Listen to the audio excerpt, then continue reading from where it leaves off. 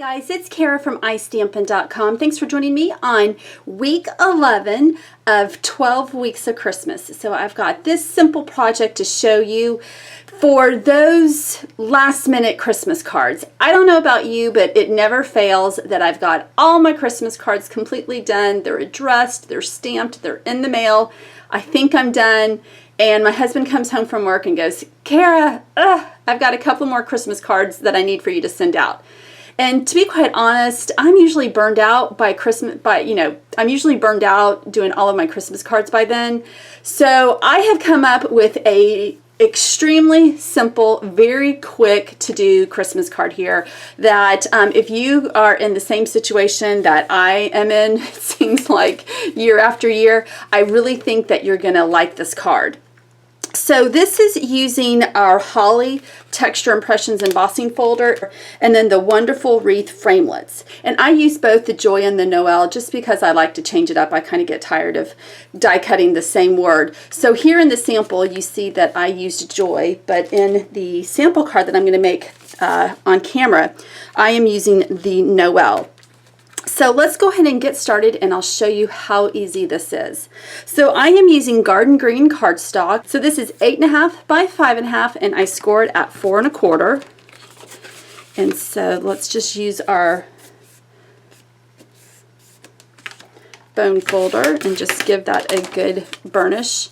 And then what I've done is I've cut another piece of garden green cardstock, so it's a nice tone on tone, and this is just 1/4 inch smaller, so this is 4 inches by 5 1/4. And then what I've done is I've run it through my Big Shot using this embossing folder.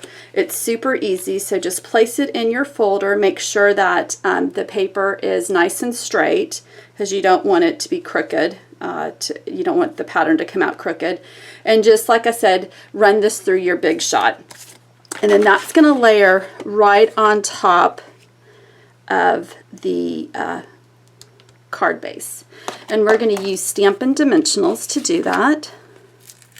So just place those. For the embossed panel, and just because of the size of it, and I don't want there to be any sagging, I'm going to go ahead and put 9 dimensionals on the back side. Of course, you don't have to use as many as I do, but this will just ensure that it doesn't cave in.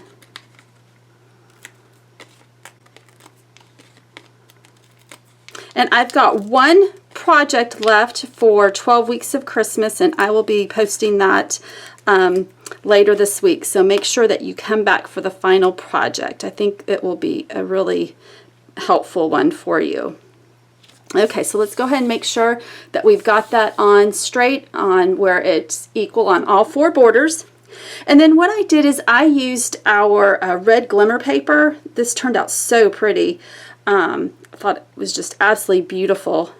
And then, like I said, the wonderful wreath framelits. So to make this really easy, I used our precision plate along with the magnetic platform. Some people don't like to use them together. I didn't have a problem with it at all. And so what I like to do is to use our fine tip glue pen to adhere this to the back. This adhesive is perfect for very intricate die cuts like this because of the thin applicator. You just put a dot behind each letter and it makes putting this down on your card so easy.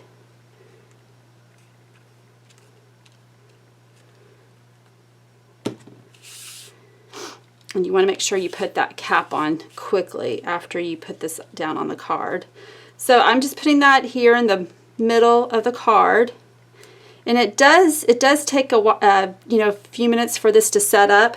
So what I like to do is just to put a block on the card base,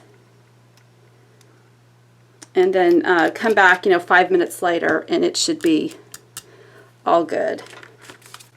So then it's going to look like this at the very end. The other thing that I did is I cut a piece of very vanilla cardstock. So this measures 4 by 5 1/4 and just adhered it into the inside of the card so that you are able to write your Christmas message.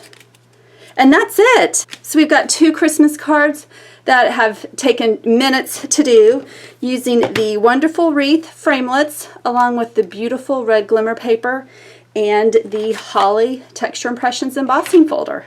So that's it, guys. If you liked today's video, give it a thumbs up. Make sure that you subscribe to my YouTube channel. And if you have those last-minute Christmas cards that you're having to make, give this design a try. I really think it will be as stress-free as it can be. And be sure to join me for my final week of 12 Weeks of Christmas. Thanks, guys. Bye.